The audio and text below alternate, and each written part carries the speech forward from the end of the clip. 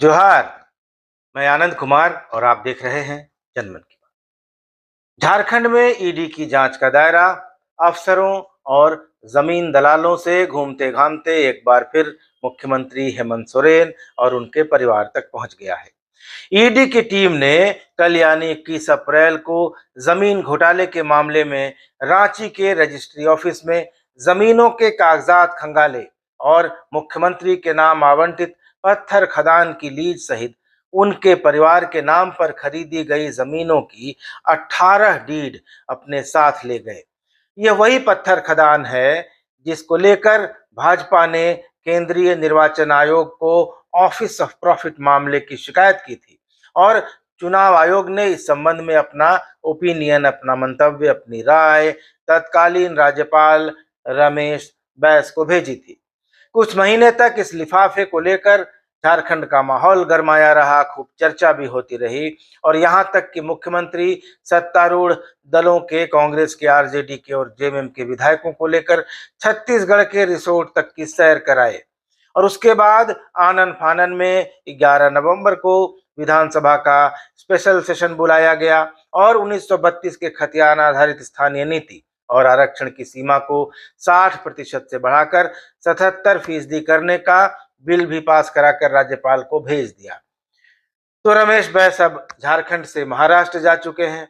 लिफाफा आज तक झारखंड के राजभवन की किसी दराज में, किसी फाइल में पड़ा है। रमेश बैस कभी लिफाफे के मजबूती से चिपकने की बात कहकर और कभी लिफाफे से एटम बम फटने की बात कहकर राजनीतिक नब्ज को ऊपर नीचे किया करते थे, पर नए वाले गवर्नर सीपी राधाकृष्णन तो इस मुद्दे पर कुछ बोलते ही नहीं। हेमंत सोरेन सरकार के दोनों विधेयक भी वापस उन्हीं के पास पहुंच चुके हैं, सरकार को वापस लौटाए जा चुके हैं और अब ईडी भी लौटकर उनके करीब पहुंच रही है। साहेबगंज में 1000 करोड़ रुपए के अवैध खनन मामले में पिछले साल 17 नवंबर को ईडी ने सीएम हेमंत सोरेन से करीब 10 घंटे तक लंबी पूछताछ की थी और अब जमीन घोटाले से जुड़े मामले में एक बार फिर ईडी की जांच मुख्यमंत्री और उनके परिवार तक पहुंच गई है। कल ईडी के अधिकारी सोरेन परिवार से जुड़ी संपत्तियों के सेल डीड के नंबर और खाता प्लॉट की जानकारी लेकर रांची के रजिस्ट्री ऑफिस पहुंचे थे और कुल 18 जमीनों के कागजात, जिन्हें सेल डीड कहा जाता है, उन्हें साथ लेकर चले गए। 21 अप्रैल की शाम 5:10 पर ईडी के 3 अधिकारी अचानक रांची के कचहरी स्थित मुख्य निबंधन कार्यालय पर पहुंचे। उन्होंने मुख्यमंत्री के नाम अनगढ़ा में आवंटित पत्थर खदान की लीज डीड और उनके परिवार के दूसरे सदस्यों के नाम पर खरीदी गई जमीनों की रजिस्ट्री की सर्टिफाइड कॉपी मांगी और ये सब लेकर चले गए। रात 10 बजे उनको यह सब मुहैया करा दिया गया था और उसके बाद वे लोग चले गए। ईडी के अधिकारी हेमंत सोरेन से जुड़े या उनके परिवार से जुड़े जिन कागजात को लेकर गए हैं, उनमें मुख्यमंत्री हेमंत सोरेन के नाम पर अनगढ़ा ब्लॉक के खाता नंबर 187, प्लॉट नंबर 482 की 88 डिसमिल जमीन पत्थर खदान की जो है उसकी डीड। इसके अलावा कल्पना मुर्मू यानी मुख्यमंत्री की पत्नी कल्पना सोरेन के नाम पर अरगोड़ा अंचल के हरमू स्थित खाता नंबर 230, प्लॉट नंबर 195 की 13,340 स्क्वायर फीट की सेल डीड। हेमंत सोरेन के नाम मोराबादी के खाता संख्या 65, प्लॉट नंबर 1540 की 11 कट्ठा जमीन के कागजात। कल्पना मुर्मू के नाम अरगोड़ा अंचल के प्लॉट नंबर 1975 में 17.8 कट्ठा जमीन के पेपर। कल्पना मुर्मू के ही नाम पर मोरहाबादी में खाता नंबर 80 के प्लॉट नंबर 1540 में 12,600 स्क्वायर फीट जमीन का कागज। और बसंत सोरेन जो कि हेमंत सोरेन के भाई और दुमका से जेएमएम के विधायक हैं, उनके नाम पर हरमू हाउसिंग कॉलोनी में MIG C27 की 3,000 स्क्वायर फीट की जमीन की कॉपी और बसंत सोरेन के नाम पर ही मोरहाबादी में 17 डिसमिल जमीन का डीड और खाता नंबर 56 में 95 डिसमिल जमीन की डीड भी शामिल है, जो ईडी के अधिकारी ले गए हैं। इसी जमीन घोटाले में ईडी ने पूछताछ के लिए रांची के पूर्व डीसी छवि रंजन को बुलाया था। लेकिन उन्होंने जांच एजेंसी से 2 हफ्ते की मोहलत मांगी और ईडी ने उनका यह आग्रह नहीं माना और उन्हें कहा कि आप शुक्रवार 21 अप्रैल को हाजिर होंगे, लेकिन वे नहीं आए।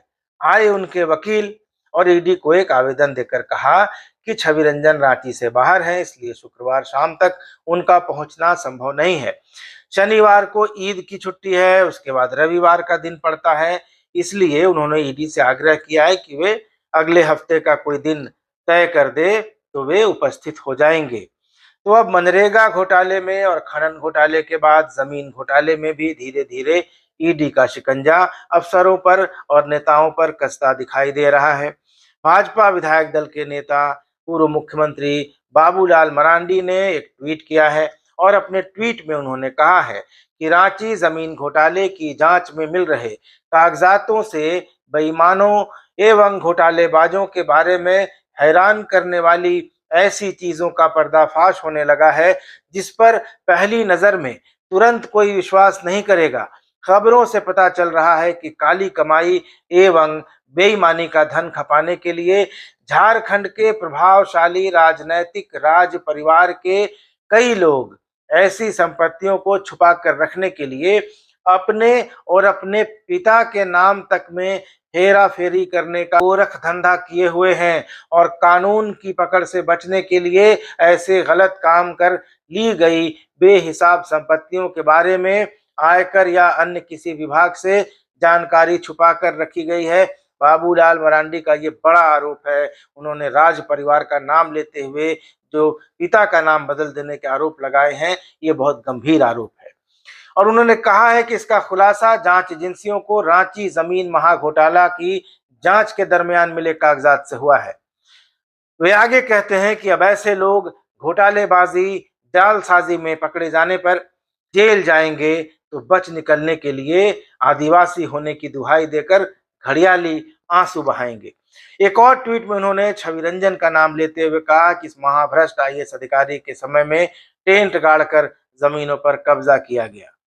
तो जांच ईडी की इस ओर बढ़ चली है। ईडी की जांच का क्या फलाफल निकलता है, क्या आगे कार्रवाई होती है, इस पर पूरे झारखंड की नजर बनी रहेगी और आगे आपको इस बारे में मैं भी बताता रहूंगा। देखना है इस मामले में अब आगे क्या कार्रवाई होती है। तो बने रहिए मेरे यानी आनंद कुमार के साथ और देखते रहिए जनमन की बात। धन्यवाद। नमस्कार।